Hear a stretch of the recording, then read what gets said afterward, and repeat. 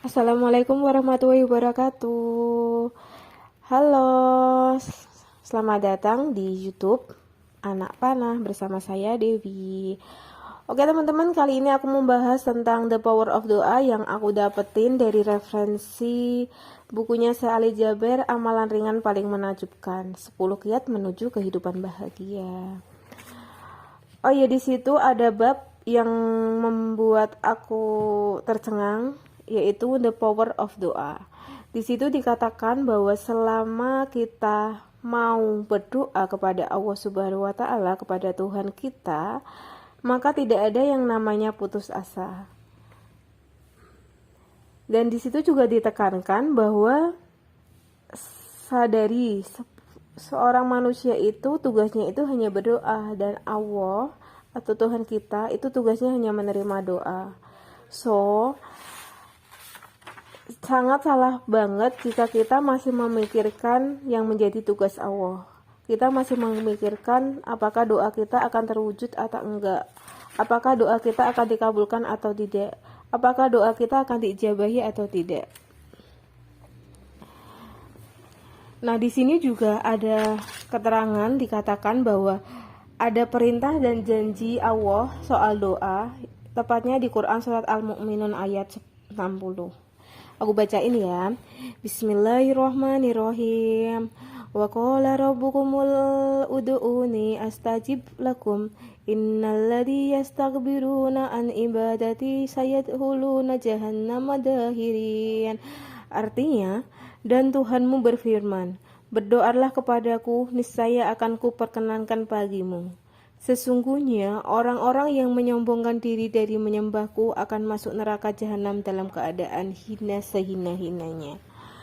Nah, dari artinya sendiri di situ itu tertulis bahwa kita itu diperintahkan dan Allah itu sudah berjanji akan menerima doa kita. So, buat teman-teman yang sedang ada masalah ataupun ada ujian apapun, jangan lupa untuk tetap berdoa dan tetap berusaha dengan ikhtiar. Dan untuk teman-teman semua yang masih bingung tentang permasalahannya, tentang harus gimana, kalian juga bisa konsultasi ke kita. Langsung aja hubungi nomor yang ada di deskripsi Anak Panah. Nah, di sini di dalam bukunya ini ada cerita yang aku bacain aja langsung ya. Di sini itu ceritanya tentang seorang dokter yang sangat terkenal di Pakistan. Nama dokternya adalah Dokter Ishan. Kalian bisa baca itu di halaman 45 ya jika mempunyai bukunya itu. Aku ceritakan langsung aja. Seorang profesional ahli dokter, ahli medis yang sangat terkenal di dunia, suatu hari ia ditugaskan dalam sebuah acara pertemuan yang akan dihadiri oleh puluhan dokter dari seluruh dunia. Itu acaranya tepat di India. Dr. Ishan ditugaskan untuk negaranya untuk memimpin acara tersebut. Karena kebetulan dia ada tugas di kota lain, maka ia terpaksa naik pesawat agar cepat menuju ke tempat pertemuan tersebut. Kemudian dia udah naik pesawat. Kira-kira perjalanan 1 jam di pesawat sebelum sampai di kota tujuan, tiba-tiba cuacanya berubah. Hujan sangat deras hingga ada informasi bahwa pesawat tidak mampu melanjutkan perjalanan. Bahkan tiba-tiba terjadi kerusakan pada sayap pesawat. Pesawat pun terpaksa landing. Pesawat landing di bandara yang lain. Dokter Ishan pun jadi marah. Katanya, kenapa kami diturunkan di sini? Kami adalah dokter yang sedang ditunggu oleh banyak orang untuk memimpin sebuah konferensi kedokteran dunia. Ia jadi marah lalu bertanya kepada bagian informasi, lalu bagaimana kelanjutannya? Bapak harus menunggu 16 jam, Pak, untuk pergantian pesawat. Begitulah kata bagian informasi. Dokter Ishan pun marah. Kata informasi di bandara, kota tujuan Bapak sudah dekat. Kalau Bapak ingin tidak menunggu, silakan sewa mobil saja, sekitar 3-4 jam akan sampai di sana.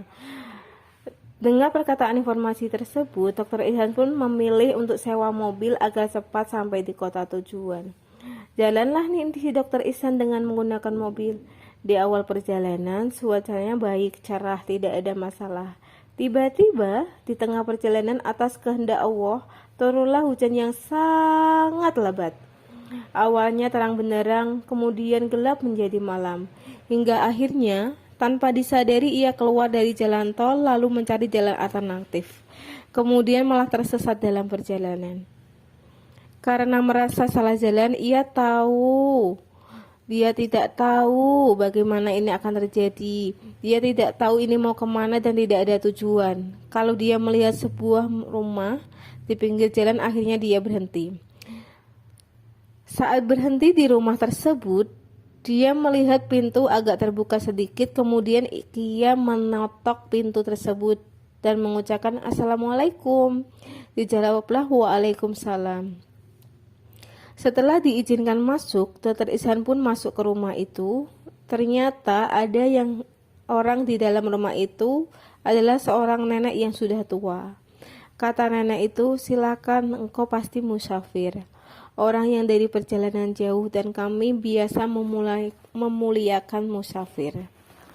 Orang yang dari perjalanan jauh, silakan, mohon maaf saya tidak bisa melayani, hanya saya seorang ibu yang sudah tua. Silakan makan dan minum makanan yang ada di meja. Karena si dokter Ihsan itu lapar, ia pun akhirnya makan. Saat ia menikmati makanan, tiba-tiba perhatiannya tertarik pada si ibu tua yang sedang sholat. Setelah sholat, ibu tua ini berdoa kepada Allah. Setiap kali ia berdoa, rupanya ada anak kecil di sampingnya yang ia goyang-goyangkan atau ia gerak-gerakan. Ia berdoa lagi.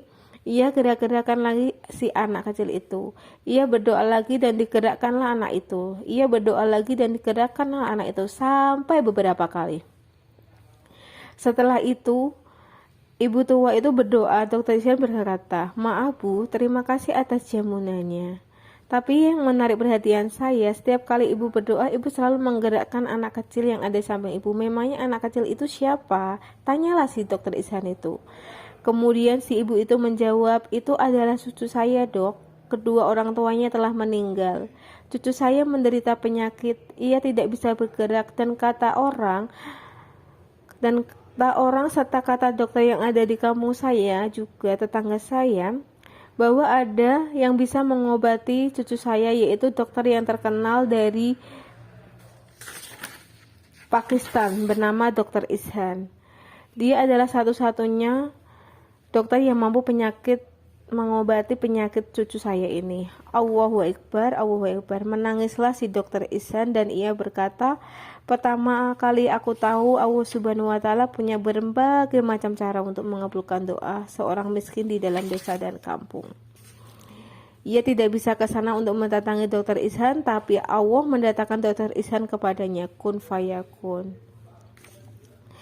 Dari hal itu, si Dr. Ihsan menyadari bahwa ternyata apa yang terjadi pada dirinya saat di pesawat, saat naik mobil, itu merupakan kehendak Allah yang berasal dari doa si ibu tua tadi untuk cucunya. Nah, dari hal tersebut, dari peristiwa tersebut, dari cerita tersebut, dari kisah tersebut, kita bisa diambil hikmah ya teman-teman, karena memang sepenuhnya apa yang terjadi pada hidup kita, pada ujian kita, pada tantangan kita, itu memang kita diwajibkan untuk berdoa. Dan aku pun juga menyadari dari sejak dulu, setelah aku beberapa kali membaca kisah tentang hebatnya doa, tentang kekuasaan Tuhan, menyadari bahwa terkadang saat kita menerima ujian itu tuh merupakan hasil doa dari seseorang. Contohnya, pernah nggak sih kalian berdoa, ya Allah, ya Tuhan, berikanlah jodoh yang baik untuk aku, berikanlah jodoh yang soleh untuk aku, berikanlah anak yang soleh untuk aku. Nah, contoh aja yang soal jodoh. Bukankah jodoh itu sudah tertulis di Lauhul Mahfuz dulu? Sudah tertulis di takdir kodok dan kodar kita? Mungkin saja jodoh kita itu saat ini dia sedang asik main, sedang asik dengan pergaulan bebasnya, sedang asik dengan hal dunianya. Akhirnya si jodohmu ini kan dia karena doamu ini, dia itu dikasih ujian sama Allah, dikasih ujian sama Tuhan agar dia berubah menjadi lebih baik. Itu karena doamu, tapi menurut si jodohmu ini kan dia kan mendapat ujian, mendapat tantangan, mendapat hal-hal yang sangat tidak enak menurut dia. Kenapa aku mendapatkan hal seperti ini? Aku biasanya enak main, ternyata terjadi kecelakaan sehingga aku gak bisa main. Bukankah itu hasil doamu? So, buat teman-teman semua, tetap terus berdoa dan yakini bahwa doa kita pasti akan terwujud. Soal itu nanti kapan atau waktunya, itu biarkan Tuhan yang mengatur semua itu. Udah sampai di sini dulu. Terima kasih sudah mendengarkan cerita saya atas referensi bukunya Sally Jaber. Oh iya, jangan lupa di like, subscribe, dan bunyikan loncengnya jika video ini